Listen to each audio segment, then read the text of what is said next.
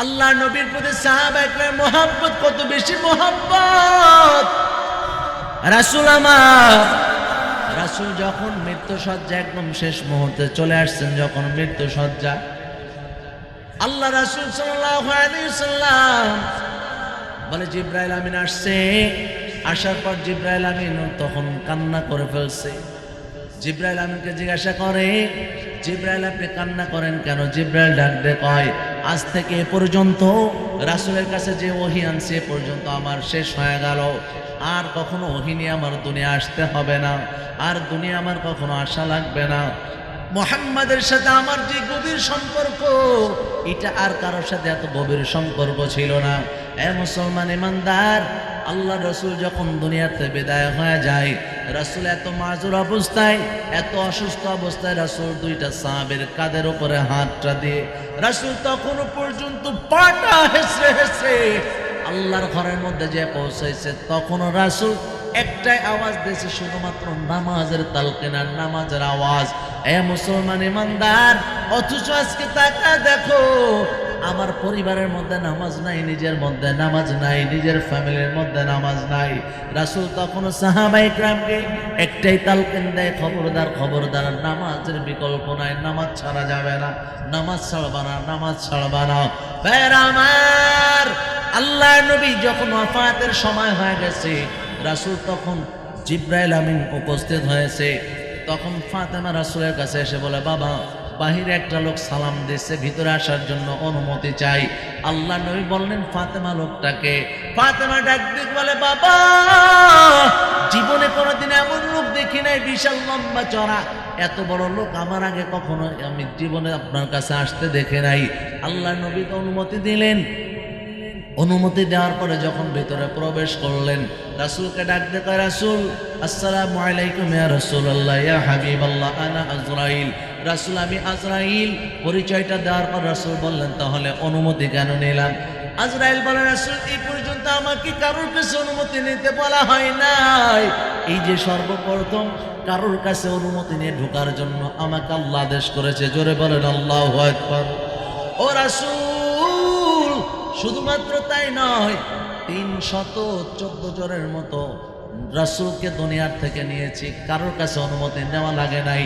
আমার আল্লাহ আমাকে বলছে অনুমতি নিয়ে প্রবেশ করবা, রাসূল যদি আসতে চায় আনবা, অন্যথায় প্রয়োজন নাই, এ কথা আল্লাহ বলেছেন। জোরে বলেন আল্লাহু আকবার।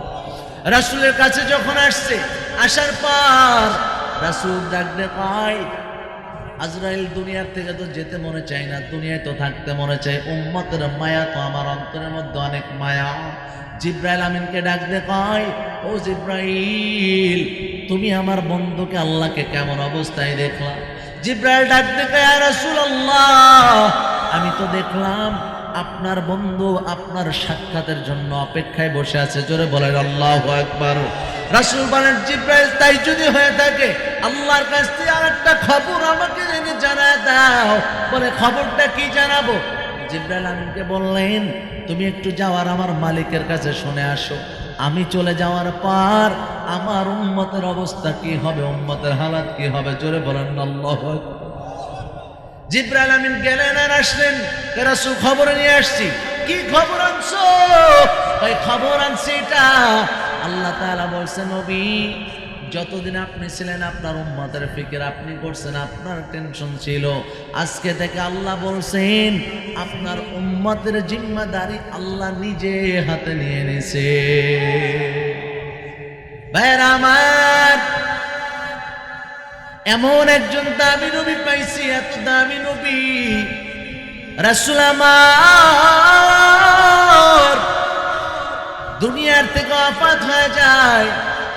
জিবরাইল আমিনকে বলে, জিবরাইল, আমার বন্ধু যেহেতু আমার সাক্ষাতের অপেক্ষায়, আর দেরি করার সুযোগ নাই, চলে আমিও চলে যেতে চাই।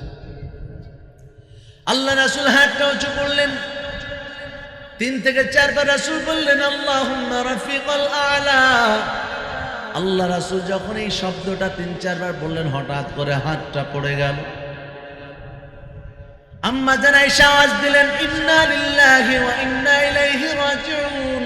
ইন্না লিল্লাহর আওয়াজ, ইন্না লিল্লাহর আওয়াজ যখন দিছে, ইন্না লিল্লাহর আওয়াজের সাথে অন্য সাহাবীরা ইন্না লিল্লাহর আওয়াজ দিলেন। এই ইন্না লিল্লাহির আওয়াজের পর সমস্ত সাহাবীদের মধ্যে এই আওয়াজটা একের পর এক শোনাতে শুরু করছে। আল্লাহ নবীকে মহব্বত করছে, যে উমারের কথা আসে রাসূলের কল্যাণের জন্য গেছে। উমার খোলস থেকে তরবারিটা বের করে ফেলছে আর আওয়াজ দিয়ে বলে, খবরদার, আমি উমার জীবিত অবস্থায় আমি উমারের সামনে এই কথাটা কেউ বলবি না, ইন্না লিল্লাহির আওয়াজ দিবে না। রাসূল চলে গেছে, কথাটা যে বলবে কল্লাটা আলাদা করে ফেলবো। জোরে বলেন আল্লাহু আকবার। ও মুসলমান, উমার এমন একটা আওয়াজ দিচ্ছে, উমারের আওয়াজের সামনে সবাই চুপ হয়ে আছে, কেউ কথা বলে না। উমার ডাক দে পায়, মুসা আলাইহিস সালাম যেমন আল্লাহর সাথে সাক্ষাৎ করতে গেছিল, বেহুশ হয়ে গেছিল, আমার মাহবুব আমার রাসূল এমন আল্লাহর সাথে সাক্ষাৎ করতে গেছে, বেহুশ হয়ে গেছে। রাসূল আবার হুশে আসবে, রাসূল আবার হুশের মধ্যে আসবে। খবরদার, রাসূল ইন্তেকাল করছে এই কথা বললে আমি তরবারি দিয়ে গলাটা আলাদা করে ফেলব। ঘটনাটা এমন পাওয়া যায়, আবু বকর এখন এই সময় এখানে উপস্থিত নাই, কারণ এমনটা আসছে আল্লাহ পাক রব্বুল আলামিন আবু বকরকে দূরে রাখছে। আবু বকর বড় ভাইয়ের মতো ভূমিকা পালন করার জন্য বাবা যখন চলে যায়, বড় ভাই দেখবেন ছোট ভাইদের কাঁধের মধ্যে হাত দেয়, বোঝায় আর বোঝায়। আবু বকর উমারের গায়ের মধ্যে হাতটা দেওয়ার পর উমারকে ডাক দিতে, উমার, দুনিয়ার থেকে তো সবাইকে চলে যেতে হবে, বড় ভাইয়ের ভূমিকা যেমন পালন করার দরকার এমন ভাবে পালন করছে। উমারকে যখন শান্ত করে, বলে এত বড় পাওয়ার আর এত বড় শক্তিশালী উমার রাসূলের মৃত্যু মেনে নিতে পারে নাই, বলে একটা আওয়াজ দিয়ে তরবারিটা হাত থেকে পড়ছে আর জমিনের মধ্যে বেহুশ হয়ে গেছে। ভাইরা আমার, আল্লাহ নবীর ওফাতের ঘটনা যখন একের পর এক শোনা গেল, সবার মধ্যে শোনা যাওয়ার পর এবার রাসূলের সবচেয়ে মহব্বতের সাহাবী বিলাল, আল্লাহ নবীর সাহাবী বিলাল এই মুয়াজ্জিনের, রাসূলের মুয়াজ্জিনের আজান জবানটা বেশি ভালো না। আরে আমরা তো চিন্তা করি যে যত জবানদের সুন্দর মহব্বতের সাথে সুন্দরভাবে আজান দেয়, কণ্ঠ প্রয়োগ করে আজান দেয়, মনে মনে ওইটাকেই বেশি প্রাধান্য দেই। আরে আমার মালিকের কাছে কণ্ঠের দামের চাইতে খুলুসিয়াতের দাম বেশি, কথা কন ঠিক কিনা? যদি কণ্ঠ দিয়ে যদি আল্লাহকে সন্তুষ্ট করা যাইত, বিলালের দিকে তাকাও হে মুসলমান। বিলাল যখন রাসূল চলে গেছে, বিলাল ছোট্ট একটা গাটুরি বেঁধে মক্কার মানুষের কাছে আসছে বিদায় নেওয়ার জন্য। আবু বকরের কাছে এসে বলে, আবু বকর, ও উমর, আমি বিলালকে বিদায় দিয়ে দাও, আমি আর মদিনায় থাকবো না। মক্কার মানুষ ডাকতে বলে, মদিনার মানুষ ডাকতে বলে, ও বিলাল কোথায় যাবা? বলে আমি আর থাকতে চাই না, চলে যেতে চাই। বলে কেন? আমি যখন আজান দিতাম আমার রাসূল এখানে আসতো, আমার রাসূল এসে নামাজ পড়তো, আমাকে ডাকতে বলো আজকে থেকে যদি আমি আজান দেই আমার রাসূল আর কখনো কি আসবে? আমার রাসূল নামাজের মধ্যে আসবে। জোরে বলেন আল্লাহু আকবার। এ মুসলমান ইমানদার, বিলালের জবান থেকে আজান ভালো বোঝা যায় না। সাহাবা একরাম বলল, রাসূল মুয়াজ্জিন পাল্টাতে হবে। সাহাবা একরামের বিরোধিতা করেন, রাসূল বললেন, হ্যাঁ তাহলে তোমরা সিলেক্ট করে নাও। নতুন মুয়াজ্জিন নিযুক্ত হলো। নিযুক্ত হওয়ার পর আজান যখন শুরু হলো, ফজরের আজান, লম্বা সময় পার হয়ে গেছে, সুবহে সাদিক হয় নাই। জিবরাইল আমিন আসছে, এসে বলে, ইয়া রাসূলুল্লাহ, ইয়া হাবিবাল্লাহ, ফজরের আজান কি আজকে হবে না? আল্লাহ রাসূল বলেন, আজান তো হয়ে গেছে। রাসূলের বুঝতে বাকি নাই। জিবরাইল আমিন ডাক দিয়ে কয়, রাসূল আজান হয়েছে কিন্তু বিলালের আজান আল্লাহর আরশে পৌঁছায় না। বলেন আল্লাহু আকবার। ও রাসূল, বিলাল যত সময় পর্যন্ত আজান না দিবে সুবহে সাদিক হবে না। আল্লাহ সুবহে সাদিক থেকে বন্ধ করে দিয়েছে, কারণ বিলালের অন্তরে যে ব্যথা। বিলাল ছোট্ট গাঠুরি নিয়ে চলে আসছে, আমাকে বিদায় দাও, চলে যাব, মদিনার মধ্যে আর থাকবো না।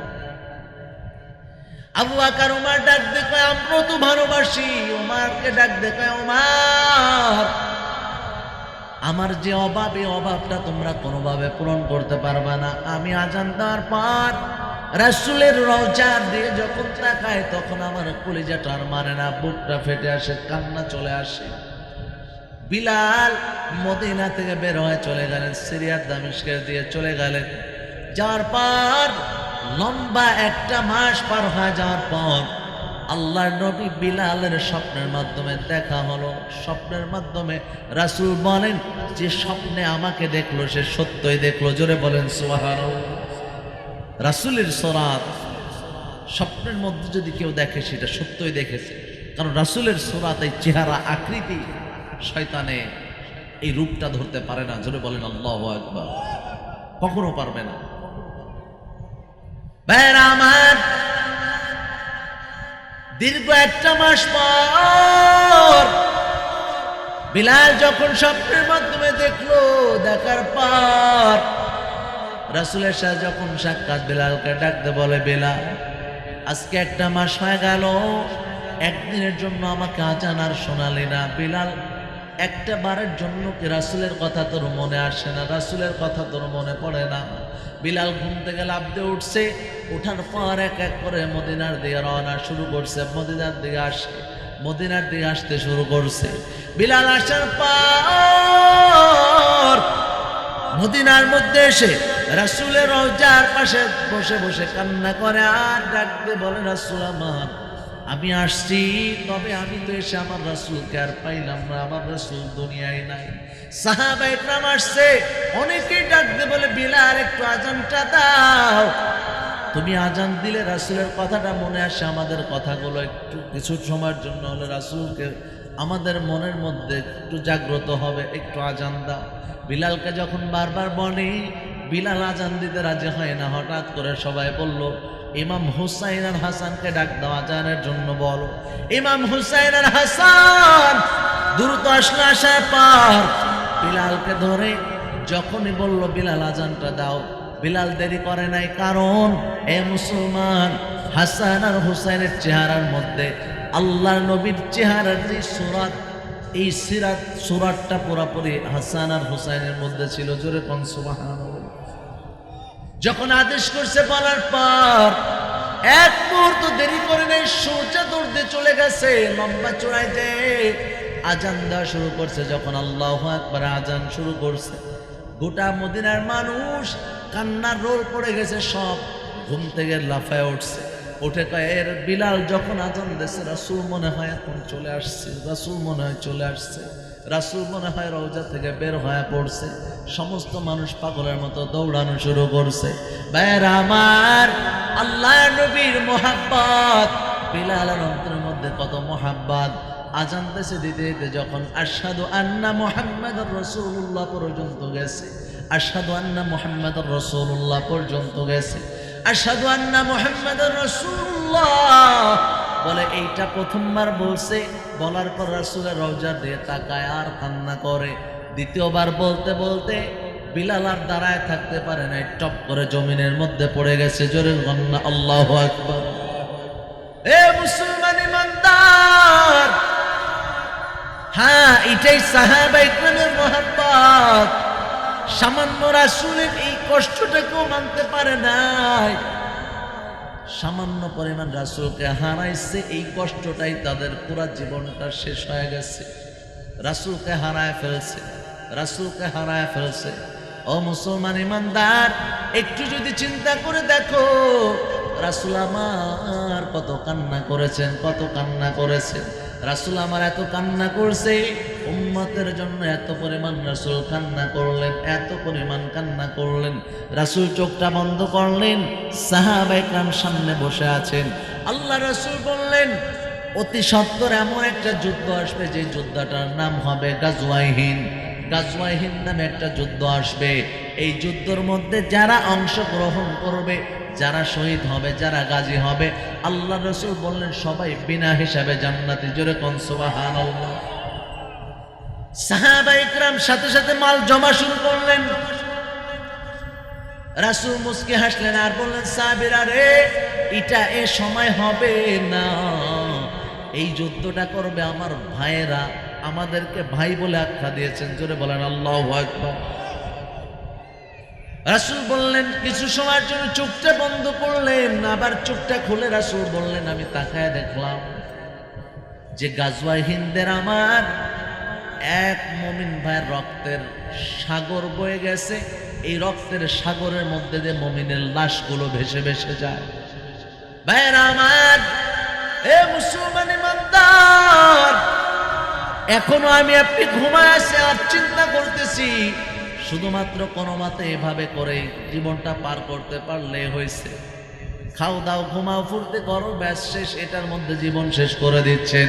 অথচ ইহুদি খ্রিস্টানরা তারা বসে নাই, তারা তাদের ষড়যন্ত্র আর চক্রান্ত করে মুসলমানদেরকে কিভাবে দমাতে হবে, তারা তাদের চক্রান্তে এখনো লিপ্ত আছে। কথা কন ঠিক কিনা? তারা তাদের কাজে পুরোপূর্ণভাবে বহাল। আরে যদি চিন্তা করে দেখেন, তারা ঈমান ধ্বংস করার জন্য এই যুবকদের হাতে দেখবেন যুবকদেরকে কিভাবে বিচ্ছেদ করা যায়, কোরআন থেকে কিভাবে দূরে সরানো যায়, নামাজ থেকে কিভাবে দূরে সরানো যায়। এই যে একটা ফোনের মাধ্যমটা, এটা আবিষ্কার কাদের? তাদের কাদের? তাদের। এই আবিষ্কারগুলো আমাদের হাতে তুলে দিয়ে, আরে ভালোর কিছু বিষয় আছে, ভালোর দিকটা একদম সীমিত, অল্প। ফোন ভালো কাজে কয়জন ব্যবহার করে? ভাইরা আমার, যদি এইদিকে হিসাব করেন, মা বাবা যারা আছেন সন্তানগুলোকে কন্ট্রোল করার জন্য, এখন যদি আপনি কন্ট্রোল করতে না পারেন, এ সন্তান আগামী দিনের জন্য কতটা ভয়ঙ্কর হবে এটা আপনি নিজেও কল্পনা করতে পারবেন না। এই যে 2 দিন আগের খবর, বেশি দূরের না, ফরিদপুরের মধ্যে শুনলাম। দেখেন আজকে অবস্থা, মুসলমানরা শুধুমাত্র সজাগ না থাকার কারণে আল্লাহ রাসূলকে নিয়ে মানুষ কটূক্তি করে। এমন জানোয়ারগুলো আছে আল্লাহ রাসূল নিয়ে কটূক্তি করে, এরপরও তারা পার পেয়ে যায়। মুসলমান, যদি আজকে আমি আপনি জাগ্রত থাকতাম, আমি আপনি যদি ওমরের মতো হতাম, আর যদি রাসূলের সাহাবী আলীর মতো হতাম, কোন বেঈমান নাস্তিক আল্লাহর রাসূলকে গালি দিবে আর পার পাবে। শরীরের মধ্যে 1 ফোঁটা রক্ত থাকতেও ছাড় পেত না। কথা কন ঠিক কিনা? পারছি না, সেটা আমরা পারছি না। আজকে আমাদের ঈমান কোথায় চলে গেল? আমাদের হালাত কোথায় চলে গেল? একটু চিন্তা করছেন কোথায় চলে গেল? যেখানে আলোচনা করব সবাই আগে একটা কথা, হুজুর যুবকদেরকে নিয়ে আলোচনা করবেন, মাহফিলে আলোচনা করবেন, মানুষের চাহিদার কোনো শেষ নাই। কেউ এসে বলে যে হুজুর যুবকদেরকে নিয়ে আলোচনা করেন, কেউ বলে ভিন্ন বিষয়। একাধিক ভ্যারাইটিস কেসের সমস্যা এই মাহফিলগুলোতে সফর করলে বুঝে আসে যে আসলে মানুষ কত রকমের সমস্যায় জর্জরিত, এটা বুঝায় পারা যাবে না। এই যুবক সমাজ, এই যুব সমাজটা আজকে কোন দিকে চলে যাচ্ছে, কোন পথে চলতেছে, এটার জন্য আজকে কি দোষী আমি আপনি নয়। এই যুবক সমাজকে আমি আপনি, অনেক সময় তো এমনও দেখা যায় যে মসজিদের মধ্যে, এই একটা ভিন্ন প্রসঙ্গিক কথা আপনাদেরকে একটু বলি, মসজিদে ছোট ছোট বাচ্চারা যখন ঢুকে অনেক মানুষ ধমক দেয়, আছে না নাই? আছে আছে আছে।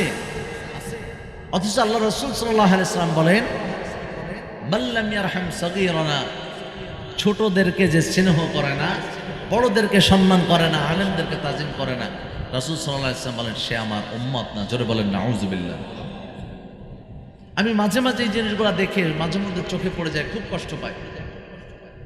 আপনি যদি চিন্তা করেন, মসজিদে নববী সহ সৌদির অনেক মসজিদ এমন রয়েছে, ছোট বাচ্চারা দৌড়াদৌড়ি করে, খেলাধুলা করে, ছোট বাচ্চারা খেলাধুলা করে। এই বাচ্চাগুলো যদি আপনি মসজিদে তাকে ভয় আর ভীতিটা ঢুকায় দেন, এখান থেকেই তো শুরু করেছি। এই বাচ্চাগুলোকে মসজিদ থেকে দূরে সরানোর প্রক্রিয়া তো আমি আপনি শুরু করেছি। অথচ রাসূল যখন নামাজ পড়াতেন, পিছনে বাচ্চাদের কান্নার আওয়াজ যখন আসছে, তখন রাসূল সাল্লাল্লাহু আলাইহি ওয়াসাল্লাম সাথে সাথে কেরাত লম্বার জায়গা ছোট করে দিয়েছে। সুবহানাল্লাহ বলেন।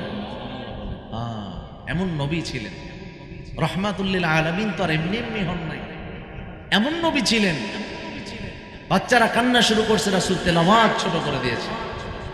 আর আমাদের বাচ্চারা যদি কান্না করে আর কথা বলে, মুসল্লিরা সালাম ফ্রাইতে দেরি, সকলে একসাথে তার বাপ সহ 14 গোষ্ঠী উদ্ধার করে দেয়। কথা কন ঠিক কি না? এমন অবস্থা করে ছাড়ে কেমন যেন বাচ্চারা বাপও আগামীতে মসজিদে আসবে কিনা সন্দেহ। আল্লাহ হেফাজত করুন, বলেন আমিন। ভাইরা আমার, আল্লাহ রাসূল বলেন যদি মসজিদের পিছন কাতার থেকে বাচ্চাদের কান্নার আওয়াজ না পাও, তাহলে পরবর্তী প্রজন্মকে ভয় করো। আমার ভাষায় আমি বলতেছি, পরবর্তী প্রজন্ম এগুলার নামাজি হবে না, এগুলো হবে ইরশাদ শিকদার আর বাংলা ভাই। কথা কন ঠিক কি ঠিক না? এগুলাই হয়ে যাবে। ভাইরা আমার, এ যুবক সন্তান, তুমি যদি একটু চিন্তা করে দেখো, বর্তমান জামানায় হাতের মধ্যে ফোনটা আছে, শুধু খারাপ কাজে ব্যবহার না করে কোরআনের শেষ কিছু সূরাগুলোকে তোমার সামনে ফুটায় তুলে দেখো। কোরআন পড়তে পারো না, শুধুমাত্র আয়াতগুলো বের করো আর সেটার সঙ্গে তুমি মিলায় দেখো। শেষের সূরাগুলো দেখো, সূরা জিলজাল, সূরা কারিয়া, সূরা আদিয়াত। এই সূরাগুলোর মধ্যে দেখো, সূরা হুমাযার মধ্যে দেখো, এই সূরার আয়াতগুলো মিলায় দেখো আর নিজের বাস্তবিক জীবনের সাথে মিলায় দেখো। যদি তোমার জীবনের সাথে মিলেই যায়, তাহলে তুমি কপালের মধ্যে লেখা নাও, তুমিও জাহান্নামের কাতারের একজন আসামি হয়ে গেছো। এ মুসলমান ইমানদার, দিলটাকে একটু নরম করে দেবেন, একটু চিন্তা করবেন। ভাইরা আমার, আল্লাহ নবীর ব্যাপারে আল্লাহ রাসূল সাল্লাল্লাহু আলাইহি ওয়াসাল্লাম আমাদের ব্যাপারে যেগুলো ভবিষ্যৎবাণী করে গিয়েছেন, তার বেশিরভাগ তো বাস্তবায়িত হয়ে গেছে। কিয়ামতের আগ মুহূর্তে যে বড় বড় আলামতগুলো আছে, অনেক বড় বড় আলামতগুলো প্রকাশ পেয়ে গেছে। না জানি কখন কিয়ামত কায়েম হয়ে যায়, কখন কিয়ামত হয়ে যায়। এ মুসলমান ইমানদার, আর যদি কখনো এমন দেখা যায় হঠাৎ করে পূর্ব দিক থেকে পরিবর্তন হয়, পশ্চিম দিক থেকে সূর্য ওঠা শুরু হয়ে যায়, তওবার দরজা বন্ধ হয়ে যাবে, তওবার দরজা বন্ধ হয়ে যাবে, কোরআনের আয়াতগুলোকে আল্লাহ তুলে নেবে। এ মুসলমান, এটা কখন আসবে জানা নাই। এই জন্য দিলটাকে নরম করো, চিন্তা করবা এটাই হতে পারে আমার জীবনের শেষ মাহফিল যদি এমনটাই হয়ে থাকে। এ মুসলমান ইমানদার, আজকে এই সময় থেকে একটু কান্না করার চেষ্টা করবেন, চোখ তারা একটু পানি বের করার চেষ্টা করবেন, কারণ আল্লাহর কাছে এই চোখের পানির এত দাম, চোখের পানির আল্লাহ এত দাম দিয়েছে। বলে কিয়ামতের ময়দানে জাহান্নাম দুনিয়ার কোনো কিছুকে ভয় পায় না, একমাত্র আল্লাহর খাঁটি বান্দাদের চোখের পানি, যেই পানিটা শুধুমাত্র আল্লাহর জন্য, জাহান্নামের ভয়ে জান্নাতের আশায় যেই বান্দারা চোখের পানি ফেলে, আল্লাহ পাক রব্বুল আলামিন বলেন জাহান্নাম ওই চোখের পানিটাকে বড় ভয় পায়। একটা আওয়াজ দিয়ে বলেন সুবহানাল্লাহ। ভাইরা আমার, হে মুসলমান ইমানদার যুবক সন্তান, গভীর রজনীতে তুমি যে গুনার সাগরের মধ্যে ডুবিয়া যাও, তুমি একটাবারের জন্য যদি চিন্তা করে দেখো, একটা যুবকের একটা ঘটনাটা যখন আমার কানের মধ্যে আসছে, পরে হঠাৎ করে ছেলেটা একটা ফোন হাতের মধ্যে নেছে, গুনাহ করার জন্য চিন্তা ভাবনা করেছে, হঠাৎ করে ফোনটা হাতের মধ্যে, বুকের মধ্যে ব্যথা অনুভব শুরু হয়েছে, ফোনটা হাত থেকে টাস করে পড়ে গেছে। কিছু সময়ের পর এমন অবস্থা হয়ে গেল, এমন অবস্থা হয়ে গেছে, যুবকের হাত পাটা অচল অবস্থা হয়ে গেছে। তখনও পর্যন্ত কিন্তু যুবকটা আশা করেছে গুনাহ করবে। তুমি যদি একটু চিন্তা করে দেখো, রাতের বেলায় গুনার মধ্যে ঢুকবা, আর এটাই যদি তোমার জীবনের শেষ অবস্থা হয়ে যায়। এ যুবক সন্তান, তুমি গানটা শোনো, গানটা বড় মজা লাগে। এ যুবক সন্তান, সিনেমাটা দেখো, সিনেমাটা বড় মজা লাগে। এ পর্দার আম্মা জানের দল, ও পর্দার মাগো, একটু চিন্তা করে দেখো, তুমি নাটক সিনেমা দেখো, এটা তোমার কাছে বড় মজা লাগে, বড় ভালো লাগে। ও মা, যদি একটাবার তুমি চিন্তা করে দেখো, এটাই তোমার জীবনের শেষ সময় যদি হয়ে যায়, কখন ডাকটা চলে আসে কারোর জানা নাই। আমার অনেক আম্মা জানে না, পর্দার আড়ালে বসে আছো, একটু চিন্তা করে দেখো, তুমি বেপরদায় ঘুরতেছো। আহারে, তোমার জীবনটা এমন ভাবে এত সস্তা তো আল্লাহ বানায় নাই, তোমার জীবনটাকে তো বড় দামি বানায়ছে। আল্লাহ পাক রব্বুল আলামিন তোমাকে শিক্ষা দিয়েছে, ইয়া নিসা আন-নবী লাস্তুন্না কাআহাদিন মিনান নিসা ইন ইত্তাকাইতুন্না ফালা তাখদা'না বিল কওল। আল্লাহ পাক রব্বুল আলামিন ডাক দেয়, আয়াতটা রাসূলের স্ত্রীদের ব্যাপারে নাজিল করেছেন, কিন্তু আয়াতের হুকুমটা সমস্ত মানুষের জন্য খাস, সমস্ত মানুষের জন্য আল্লাহ তাআলা স্বাভাবিক সমস্ত মানুষের জন্য আম করে দিয়েছেন। এ পর্দার মা, ও যুবক সন্তান গো, একটু দিল দিয়ে চিন্তা করে দেখো, একটু গভীর মনোযোগ দিয়ে চিন্তা করে দেখো। এ ভাই, যদি আজকে রাতের মধ্যে তোমার জীবনের শেষ ডাক হয়ে যায়, জীবনটা যদি শেষ হয়ে যায়, ও আম্মাজান যদি রাতটা শেষ হয়ে যায়, চিন্তা করে দেখো ফোনটা হাতের মধ্যে আছে, তুমি যে গুনাহগুলো করতেছো, তোমার গুনাহের খবর আল্লাহ জানে, দুনিয়ার কেউ জানে না। তুমি মারা গেছো, যাওয়ার সাথে তোমার ফোনটাকে আনলক করা হলো, করার সাথে সাথে তোমার গুনাহের চিত্রগুলো তোমার ভাইয়ের সামনে ফুটে উঠলো, গুনার চিত্রগুলো তোমার মায়ের সামনে ফুটে উঠলো, গুনার চিত্রগুলো তোমার অন্য অন্য ফ্যামিলি মেম্বারের সামনে যদি ফুটে ওঠে, একটা বার কি চিন্তা করে দেখছো যুবক, তুমি তখন কি জবাব দেবা? তুমি আল্লাহর কাছে কি জবাব দেবা? কিয়ামতের ময়দানে এই আপনজনদের সামনে আবার কেমনেই বা দাঁড়াবা? দুনিয়ার মানুষ, এ মুসলমান, কারো অপরাধ সামান্য একটা মানুষের সামনে, দুই চারটা মানুষের সামনে ফ্লাশ হয়ে গেলে কত অপমান বোধ হয়। আর আল্লাহ তাআলা কিয়ামতের ময়দানে হাজার হাজার মানুষের সামনে অপরাধটা খুলে দেবে, হাজার হাজার মানুষের সামনে অপরাধটা বের করে দেবে। এ মুসলমান ইমানদার, তখন একটু চিন্তা করে যদি আপনি দেখেন, এখনই যদি একটু ভাবেন, ওই সময়টা কেমনে আপনি মোকাবেলা করবেন, মোকাবেলার ক্ষমতা আমাদের আসেনি? আওয়াজ দিয়ে বলেন, আসেনি? এ মুসলমান, নাই, মোকাবেলার ক্ষমতা আমার আপনার নাই। জাহান্নামের আযাব বড় ভয়ঙ্কর, দুনিয়ার আগুন সহ্য করার ক্ষমতা আমার আপনার নাই। জাহান্নামের আগুন কেমনে আপনি সহ্য করবেন? জাহান্নামে যখন জাহান্নামী হয়ে যাবে, এই যারা বদ আমল নিয়ে যখন কিয়ামতের ময়দানে উঠবে, জাহান্নামী যখন হয়ে যাবেন, জাহান্নামীদেরকে ফেরেশতারা কি বলবেন? আল্লাহ কোরআনের মধ্যে ডাক দেয়, কয় সাআলাহুম খাজানাতুহা আলাম ইয়াতিকুম নাজির। সাআলাহুম খাজানাতুহা, ফেরেশতারা পাকড়াও করবে জাহান্নামীদেরকে, পাকড়াও করবে আর বলবে, ও জাহান্নামীদের দল, কেন জাহান্নামের দিকে আসছো? কেন জাহান্নামের দিকে আসছো? এই জাহান্নামের কথা কি দুনিয়ার থেকে শোনো নাই? জাহান্নামের কথা কি তোমাদেরকে আলেমরা শোনায় নাই? আপনারাই বলেন, জাহান্নাম জান্নাতের কথা আপনাদেরকে আমরা শোনাইছি কি শোনাই নাই? কথা বলেন। অস্বীকার করতে পারবেন? পারবেন? পারবেন না, পারবেন না। এই জন্য আল্লাহ তাআলা পরের আয়াতের মধ্যে বলেন, ক্বালু বালা ক্বাদ জাআনা নাযীর। মানুষ তখন বলবে, ক্বালু বালা, হ্যাঁ আমাদেরকে শোনাইছে, ক্বাদ জাআনা নাযীর।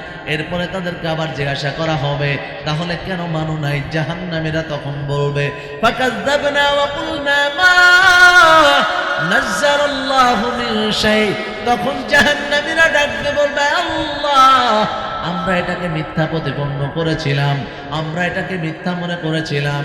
এ মুসলমান ইমানদার, কবর আযাব যদি বিশ্বাস না হয়, কত কবরের এমন ঘটনা শোনা গেল, কত কবরের বাসির কথা এমন শোনা গেল, কত কবরের মধ্য দিয়ে ধোঁয়ার চিত্র দেখা গেল, কত কবরের কথা শোনা গেল, সাপ বিচ্ছুর খবর শোনা গেল, কত মানুষকে স্বপ্নের মাধ্যমে দেখালো কবরের ভয়ের কথা, কবরের আযাবের কথা স্বপ্নের মাধ্যমে, অনেক বুজুর্গদের স্বপ্নের মাধ্যমে দেখে দেখে আলোচনা করলো। এ মুসলমান ইমানদার, এইগুলো দেখার পরও যদি তোমার বিশ্বাস না হয়, তোমার ঈমান যদি পরিবর্তন না হয়, তোমার ভিতরে যদি ঈমানটা মজবুত না হয়, এখনো যদি গুনার প্রতি তোমার দিলটা ঝুঁকে যায়, তাহলে কপালের মধ্যে লিখে নাও, তুমি জাহান্নামের আসামি হয়ে যাচ্ছ।